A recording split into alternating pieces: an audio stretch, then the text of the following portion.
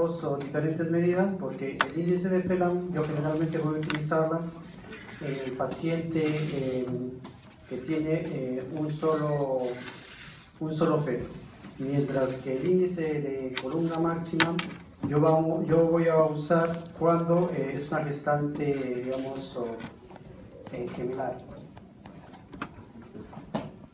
¿Cuáles son los valores que me indican que hay oligohidramnios o polihidramnios? Si yo hago el volumen, si yo hago las medidas de acuerdo al índice de Phelan, que es medir en 4 cuadrantes, yo el abdomen de la gestante lo divido en 4 cuadrantes.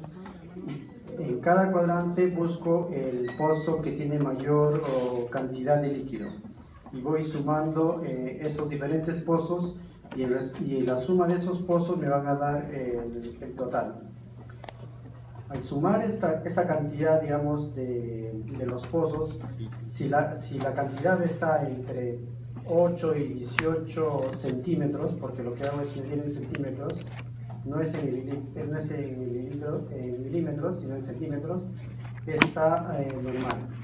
Entre 5 y 8 es un límite inferior normal. Algunos libros, otros consideran como leve oligohidramnios, pero es el límite inferior normal. Menor de 5 sí ya consideramos oligohidramnios, y menor de 2 ya es un oligohidramnios severo. De igual manera, entre 18 y 25 es el límite superior normal.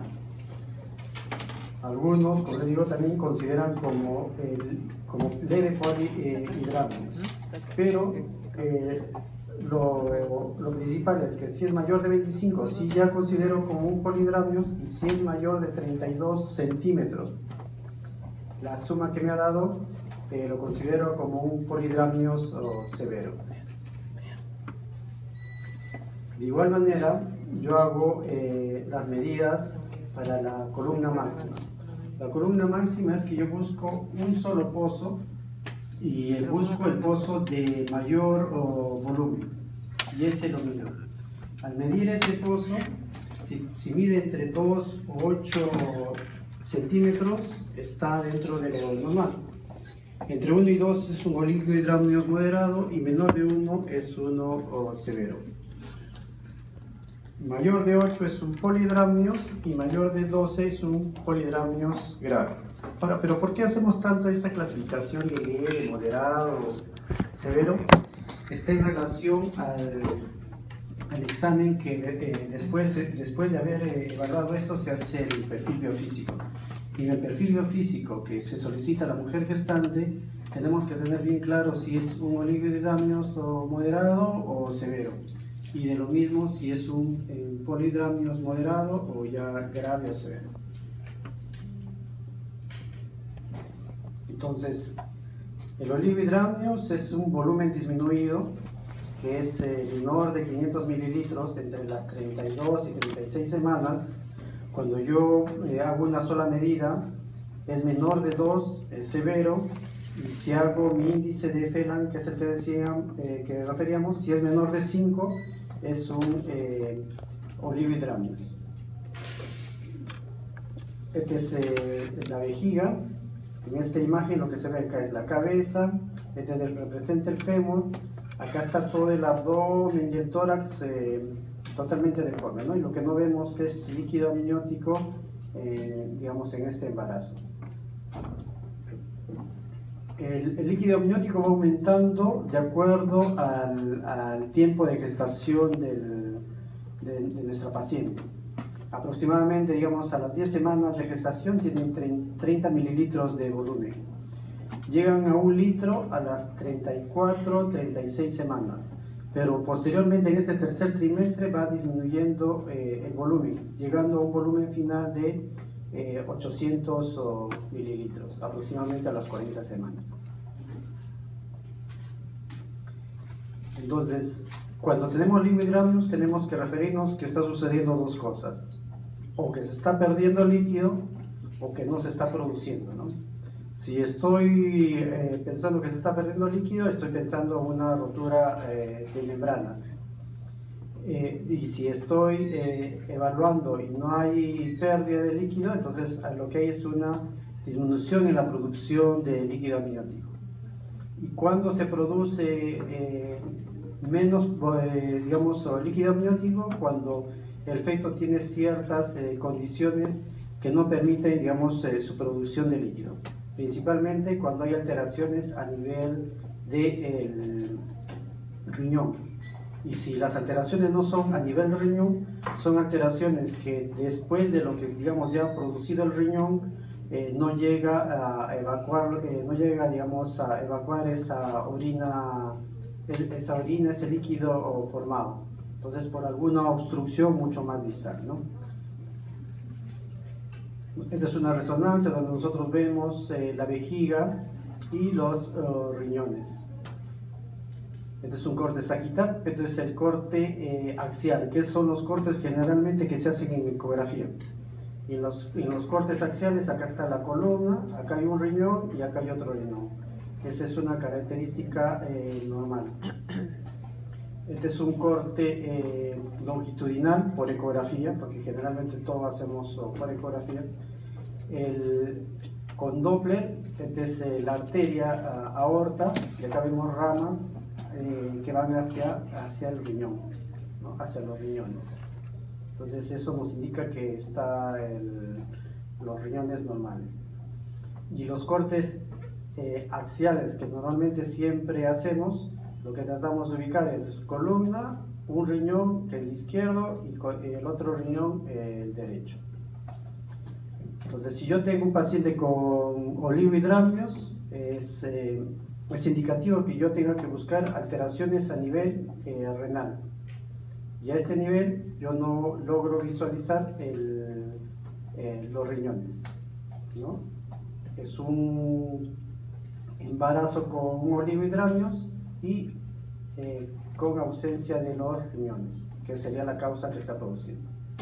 Otra alteración que me puede producir disminución en la producción del líquido amniótico es la displasia renal multiquística. Igual, columna, veo un riñón, otro riñón, con múltiples imágenes quísticas en su interior. De igual manera, estas imágenes, como si fueran unos ovarios poliquísticos, estos riñones están completamente rodeados de imágenes quísticas. En este caso, lo que ya vemos acá esto es un riñón, pero ya tiene una hidronefrosis, ¿no?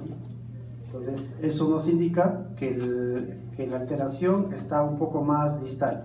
Debe estar en el uréter, acá también está dilatado y vemos el uréter, que también está dilatado. Entonces, es una alteración distal, o como en este caso, que es más proximal. Acá es una estenosis pielo-ureteral. Entonces, de la pelvis y el uréter hay una estenosis, lo que se produce no filtra y al final disminuye el volumen de líquido. En este caso, sí, igual produce, pero comienza a verse los uréteres dilatados. ¿Y por qué pueden estar dilatados? Generalmente por una valva uretral posterior.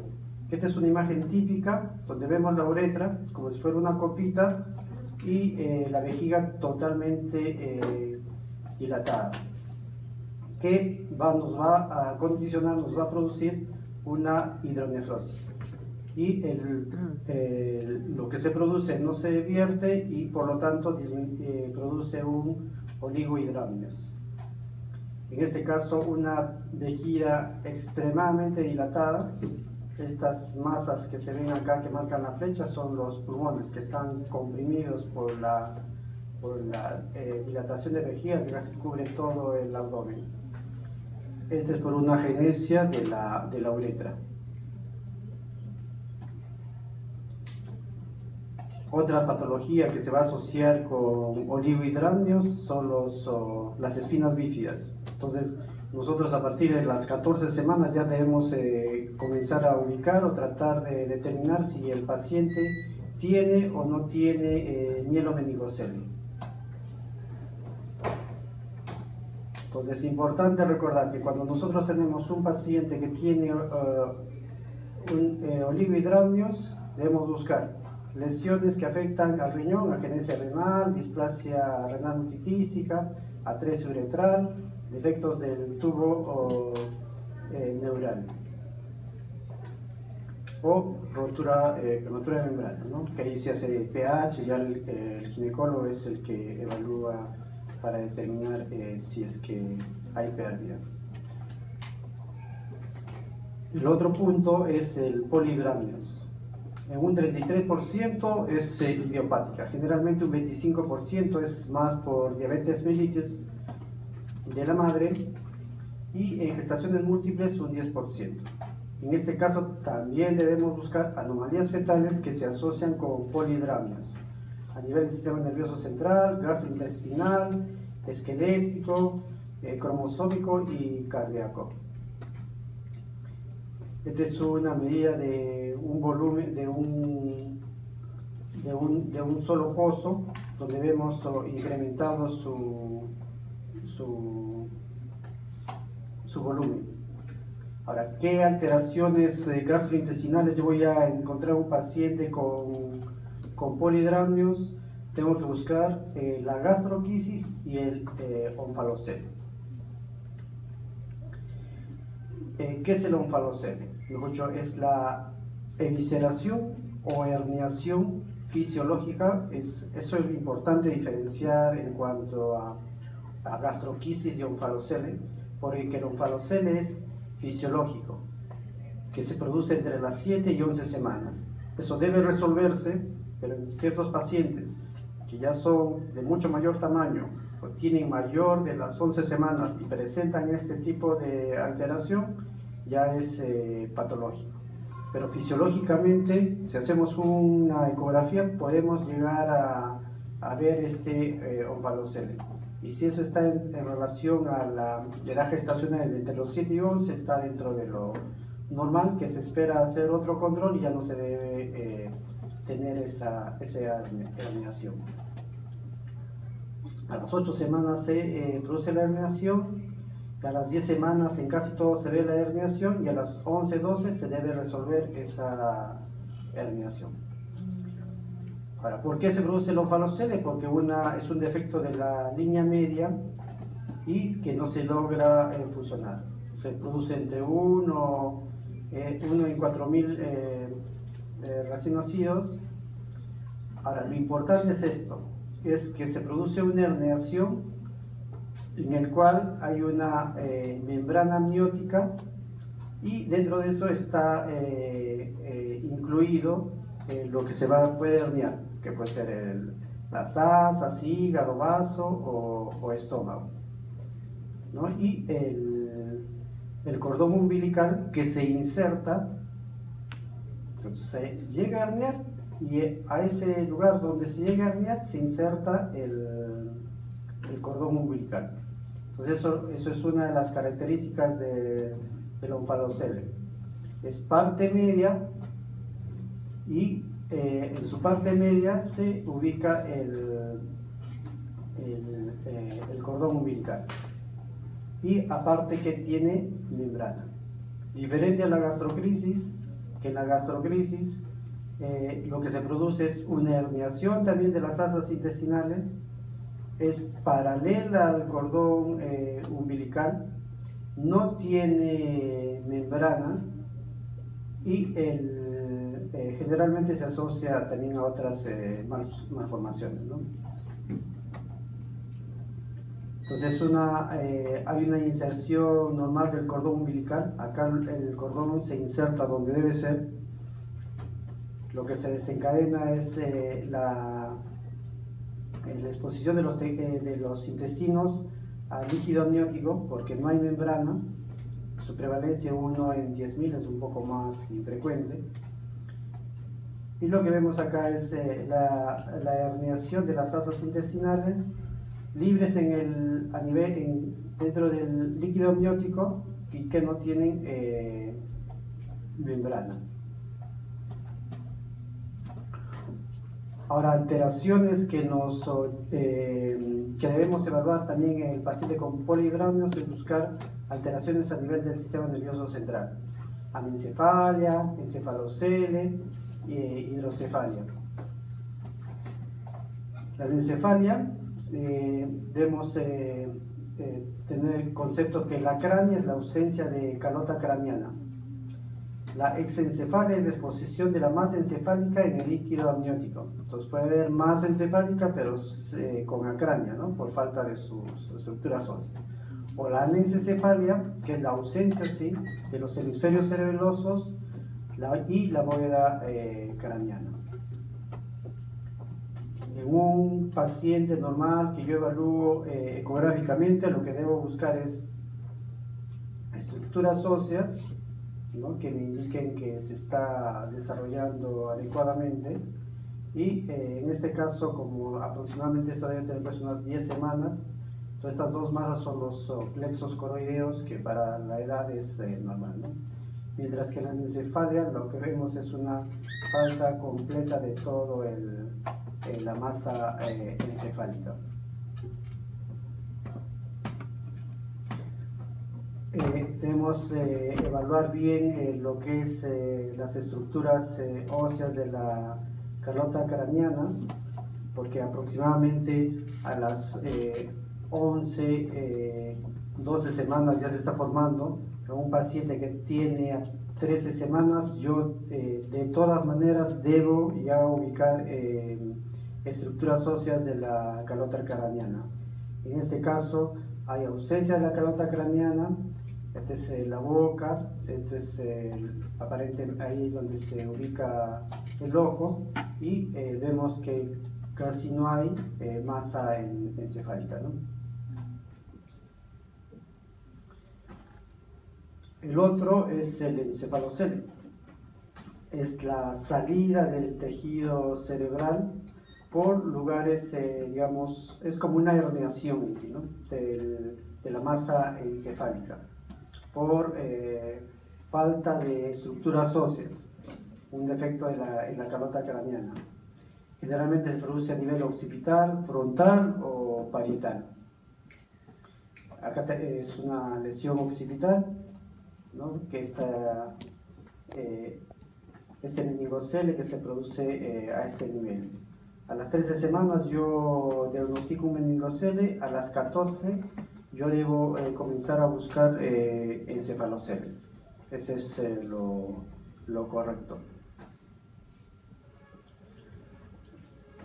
Lesión que también se produce a nivel del sistema nervioso central y con polihidramios son el higroma quístico. Esta es la calota craneana, y acá vemos una imagen de densidad líquida que me indica que está comenzando a desarrollar el higroma quístico. Lo principal es la detección temprana de los pacientes, ¿no? Detecciones ya tardías son totalmente evidentes. Lesiones que se asocian también a polihidramios, que están en la holoprosencefalia. No hay masa encefálica, lo único que vemos es una fusión de los tálamos, que forma así una masa. Esta es parte de un poco del plexo coroideo, y todo lo que resta es un solo ventrículo.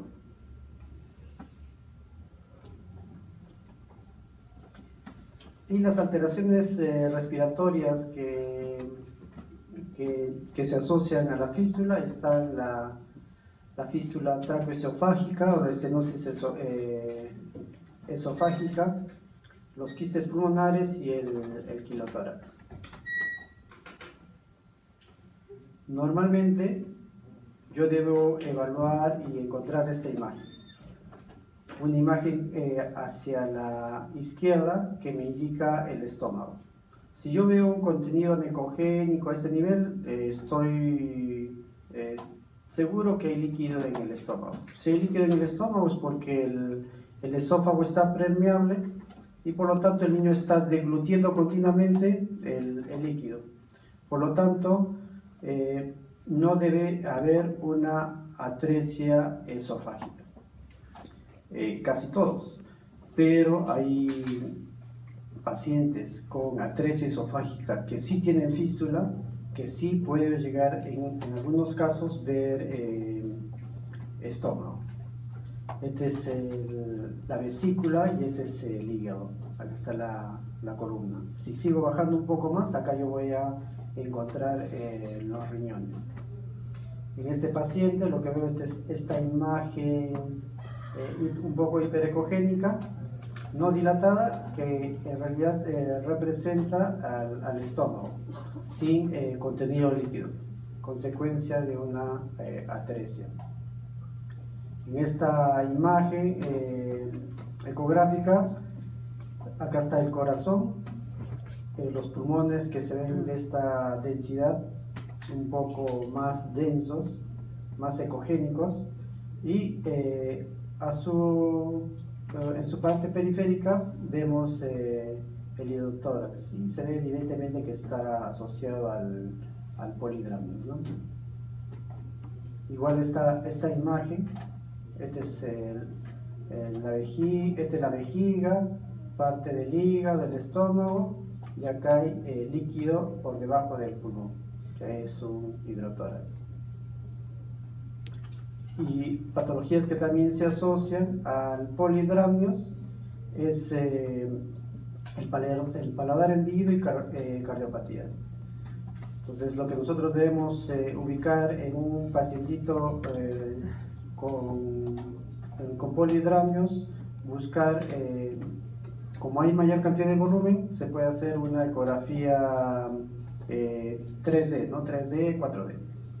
Fácil de poder ver un paladar hendido. O en este caso, con una ecografía simple 2D nomás, vemos los ojos, la nariz y este espacio que hay en este nivel, porque es de la boca, es el paladar hendido.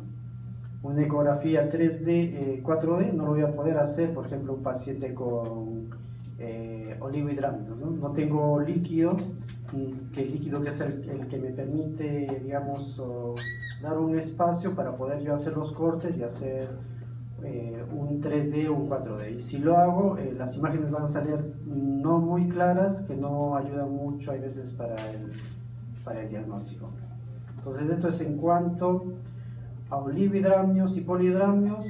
Las alteraciones que normalmente siempre debemos tener presentes, si es que el paciente tiene oligohidrámios, buscar siempre lesiones de tubo neural oligohidrámios, tubo neural y riñón, y si son lesiones con polidramios, buscar lesiones a nivel de esófago, todo lo que por donde discurre el líquido amniótico, ¿no? Esófago, o pacientes que tengan problemas a nivel gastrointestinal, onfalocele, gastrocrisis.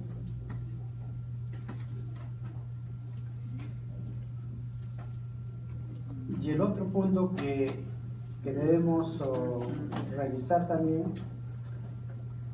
son de los tumores de ovario.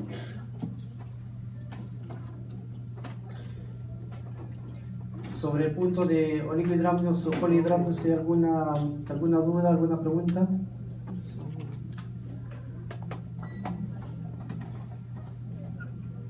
Bien, continuamos, creo, para completar la clase. Lo otro es sobre tumores de ovario.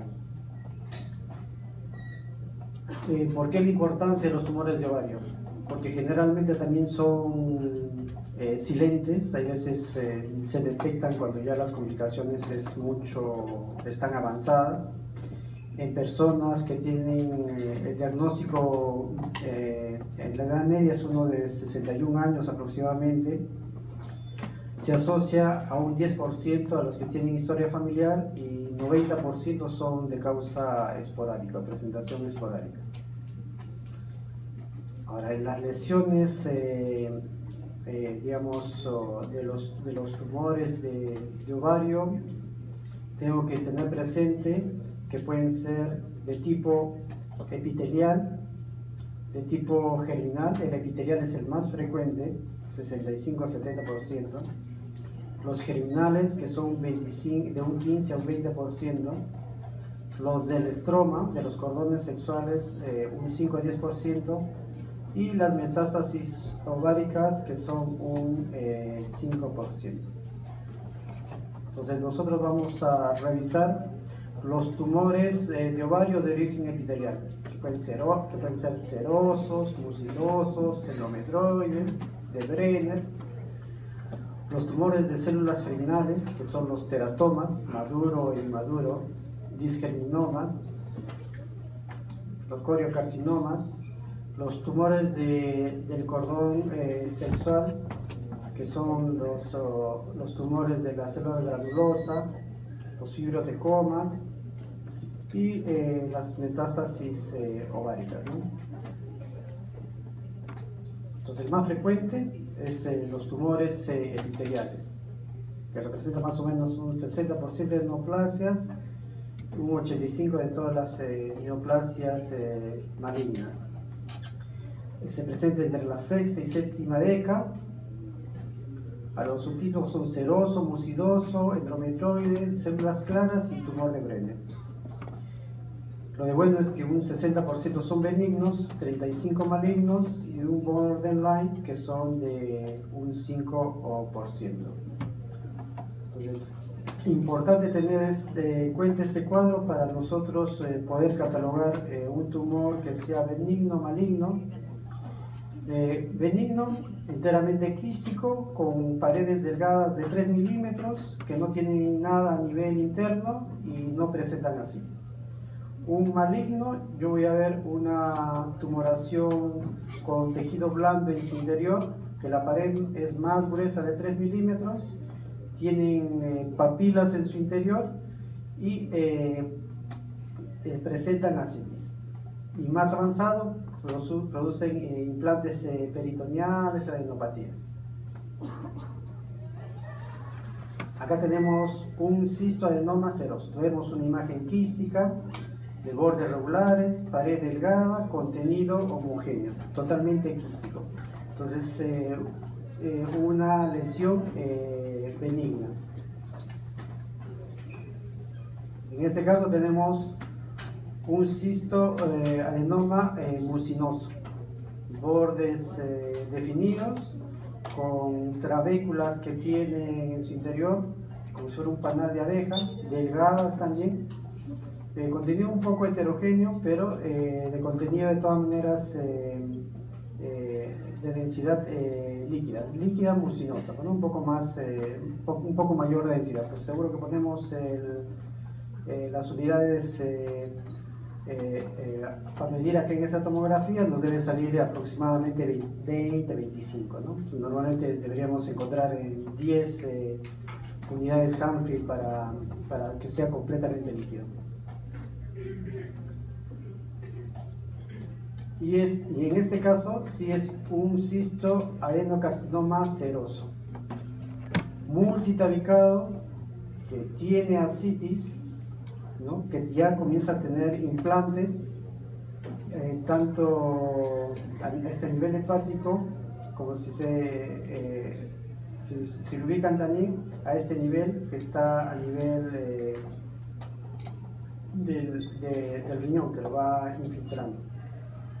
Y calcificaciones, ¿no? Que ya indican un mayor tiempo de evolución de la enfermedad.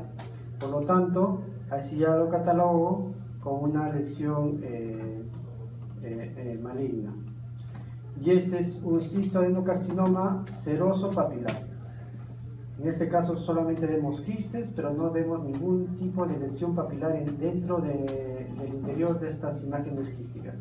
Mientras que en esta lesión, esta es una resonancia, este es un T2, porque vemos que todas las lesiones están llenas de líquido, brillan. Entonces lo que vemos son al útero, lo rodea estas lesiones quísticas, que dentro de su interior hay lesiones digamos nodulares y papilares, ¿no? Que es lo que marca la flecha. que nos hace determinar un diagnóstico de un cistoadenoma seroso. Otra lesión que debemos tratar de diagnosticar son los carcinomas endometrioides. Son lesiones heterogéneas, ¿no? Heterogéneas, mal definidas. Se presenta un 10 a 15% de los cánceres, casi siempre son malignos, 15 a 30% sincrónico con el endometrio. Entonces no necesariamente tiene que haber lesión a nivel endometrial. Un 30 al 50% bilateral, es bastante elevado ser bilateral. Entonces una masa quística con componente sólido.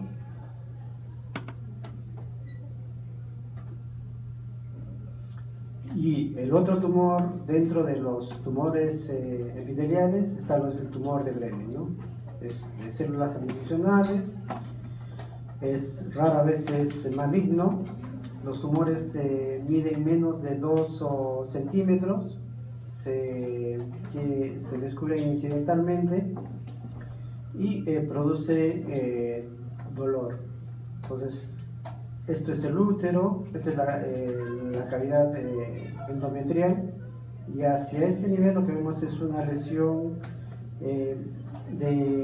quística con más componente denso, porque además parece la densidad del músculo, ¿no? Es más sólido y que no capta mucho el contraste. Si vemos acá, el útero está captando moderadamente cantidad de contraste, y acá no capta mucho contraste.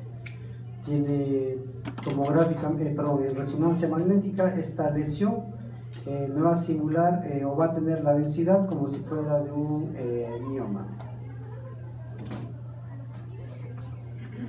Ahora nos referiremos sobre los tumor de células germinales, que es un 15 a 20% de los tumores, y dentro de estos tenemos al teratoma maduro, teratoma inmaduro, disgerminoma, tumor del celo dérmico, el carcinoma embrionario y el coriocarcinoma. Lo importante que nosotros debemos diferenciar es entre el teratoma maduro y el teratoma inmaduro. El teratoma maduro es el más común y benigno, se presenta en menores de 45 años, tiene 2 o más capas embriológicas, son uniloculares, llenos de tejido sebáceo, que hay grasa, cubierto con un epitelio escamoso, y dentro de ello vamos a encontrar pues, pelos, piel, glándulas o músculos. Un signo que debemos buscar en un teratoma maduro es el nódulo de Rokitansky. Ahí encontraremos pelos y dientes en la lesión. Este es un teratoma maduro. Acá lo que vemos es una lesión completamente quística, de densidad un poco serosa, mucinosa, y con algunas lesiones en su interior. Este no es un ejemplo típico de un teratoma maduro, ¿no? Pero cuando ubiquemos una lesión quística con calcificaciones, tenemos que estar pensando en un teratoma maduro. Esta imagen ecográfica y tomográfica lo que nos hace ver es una imagen un poco hiperdensa con su sombra posterior, entonces nos indica que acá debe haber calcificaciones. Otro es una imagen hiperdensa acá, entonces nos indica que hay grasa en esta lesión. Hay grasa, es heterogénea con calcificaciones. Que en la tomografía vemos la calcificación, la grasa es esta densidad de acá, o estas densidades de acá. Esta es la densidad grasa, ¿no?, de nuestro paciente. Si comparan, esta densidad es la misma que la de acá. Entonces tenemos óseo, como el hueso, grasa, un poco heterogéneo, que lo más probable es que a este nivel debe haber pelos incluido. Esto nos indicaría un nódulo de Rokitansky, ¿no?, y sus imágenes quísticas que tiene. Y este es el útero, esta es la vejiga, útero con su cavidad endometrial. Es un corte a nivel de pelvis. Igual acá tenemos una radiografía simple donde vemos calcificaciones. Yo veo estas calcificaciones en una radiografía simple, lo primero que me pongo a pensar es un mioma calcificado, ¿no? Pero al evaluar también se ve que está un poco heterogéneo a este nivel. Le hacen su resonancia y el paciente tiene densidad líquida, por eso es que brilla, y en la parte central una imagen nodular. En resonancia el hueso se ve negro, entonces toda esta parte negrita que hay acá, ese es hueso. La parte que un poco más densa es la grasa. Se ve un poco heterogéneo este nivel también, ¿no? Lo más probable es que también haya pelos. Es también un nódulo de Rokitansky, de un teratoma maduro.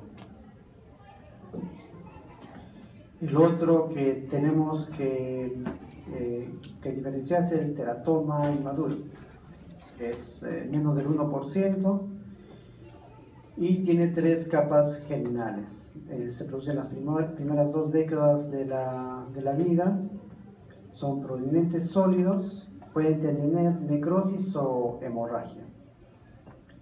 Entonces, un teratoma inmaduro yo lo voy a reconocer porque es una lesión que tiene componente quístico, tiene componente óseo, pero es una lesión totalmente heterogénea. Y que su cápsula, rompe fácilmente la cápsula, esta lesión tumoral, y puede comenzar a infiltrar, en este caso, al riñón izquierdo, ¿no? De la misma manera, esta lesión de un teratoma inmaduro, heterogéneo, con calcificaciones, con lesiones hemorrágicas o necróticas, no hay bordes definidos, lo cual indica que ya ha roto la cápsula y está provocando ya infiltración en las estructuras vecinas. Otra patología que debemos nosotros tratar de reconocer es el disgerminoma. Se presenta en personas jóvenes, adolescentes, a veces, frecuentemente. Acá sí se eleva el HCG, son lesiones de densidad de partes blandas, con lesiones quísticas y necróticas en su interior. En esta lesión tumoral igual vemos una masa totalmente, heterogénea, pero con lesiones necróticas en su interior, que nos indican que hay necrosis o hemorragia.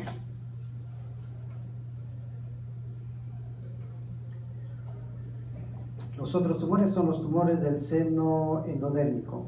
Son tumores del saco vitelino, rara vez en la segunda década, son una gran masa pélvica, tiene un crecimiento bien rápido, y en este caso lo que nosotros vamos a encontrar que está asociado es que está elevado la alfa-fetoproteína. Son datos que nos van a ayudar a poder diferenciar entre una lesión u otra lesión, ¿no?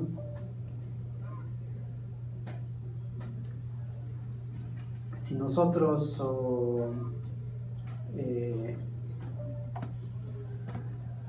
evaluamos, los tumores, casi todos los tumores tienen características bien heterogéneas, quísticas, lesiones de partes blandas, no tienen ningún signo patognomónica que yo digo, salvo por los teratomas, ¿no? Que yo pueda estar seguro que es qué tipo de tumor es el que estoy evaluando. Pero lo que sí deben tener presente es, uno, la edad donde se presenta la lesión, porque si a mí me ponen esta lesión, mamelonada, heterogénea, de bordes lobulados, de densidad de partes blandas, o una mujer yo puedo estar pensando también que eso es un útero miomatoso, ¿no? Porque está en la cavidad pélvica, que puede simular esto. He ahí la diferencia, porque hay lesiones de ovario que nos pueden hacer simular como lesiones miomatosas de útero. Pero las diferencias están en el seno endodérmico, la elevación de la alfa-fetoproteína. En el discriminoma, la elevación del HCG, ¿no? Para poder diferenciar y tener un diagnóstico un poco más certero. Por eso que cuando uno evalúa una lesión, uno no evalúa en relación a las imágenes, uno evalúa en relación a lo que hay en las imágenes y con el cuadro clínico. Por eso que cuando hay unas órdenes para llenar para una tomografía, no es tómele una tomografía y a ver qué cosa encuentra, ¿no? Tómele una tomografía y se pone todos los datos clínicos que tiene el paciente. Uno debe evaluar una tomografía con los datos clínicos. Si uno evalúa una tomografía, una ecografía o una resonancia sin datos clínicos, lo único que está haciendo es jugar y dar diagnósticos totalmente, de repente, no específicos, que es lo que requiere para el paciente, ¿no? Porque nosotros podemos lucubrar, dar 50 diagnósticos clínicos, pero eso es digamos, para lucirnos, para decir cuántos diagnósticos podemos dar. Pero lo importante es dar el diagnóstico más certero para el paciente. Por eso lo importante siempre, y es lo que ustedes que están ahora en pregrado, la importancia de llenar los datos clínicos, ¿no? Ustedes han notado en hospitales digamos, del MINSA, que no llenan, bueno, yo también trabajaba ahí, es totalmente incómodo, porque uno no tiene datos con qué guiarse, es cuestión a veces de adivinar. Mientras que en otros hospitales, sí, felizmente tienen la política, por lo menos un poco más, un mejor criterio para poder llenar los datos clínicos. Entonces, es cosa que las personas, los médicos jóvenes que van a ser ustedes, tengan esos datos bien claros para su paciente, para la persona que le están tratando de hacer el diagnóstico, tenga un diagnóstico mucho más certero. Otro punto es el fibroma de ovario, que es parecido a un mioma de útero, ¿no? Como les decía, las lesiones son tan próximas de un útero con una lesión que yo, si no tengo algunos datos clínicos, yo puedo pensar que este es un mioma pues, subseroso del útero o un mioma pediculado del útero, ¿no? Entonces, son masas sólidas, homogéneas, que tienen realce tardío a la tomografía y tienen calcificaciones. Radiografía simple, vemos lesiones calcificadas a nivel de la cavidad pélvica. En la resonancia, esta lesión es heterogénea, con bordes definidos, adyacente al útero, con diagnóstico de un fibroma. Igualmente, esta lesión adyacente al útero. Y por último, los tumores metastásicos, ¿no? Los tumores metastásicos que van a llegar a ovarios son los tumores de estómago, colon, mama, pulmones o del ovario contralateral. Son el 10% de los tumores ováricos. El tumor de Krukenberg es la metástasis de ovario que tienen células en el anillo del tracto gastrointestinal, ¿no? A veces es un poco difícil diferenciar. Vemos lesiones lesión tumoral a nivel de ovario, heterogéneo, ¿no? Con bordes definidos. Que si ya tiene un antecedente de un cáncer de estómago, voy a pensar que es un tumor de Crux-Gallardo, ¿no? Eso es todo, esos son los dos puntos que tocamos hoy día. Si habría alguna pregunta.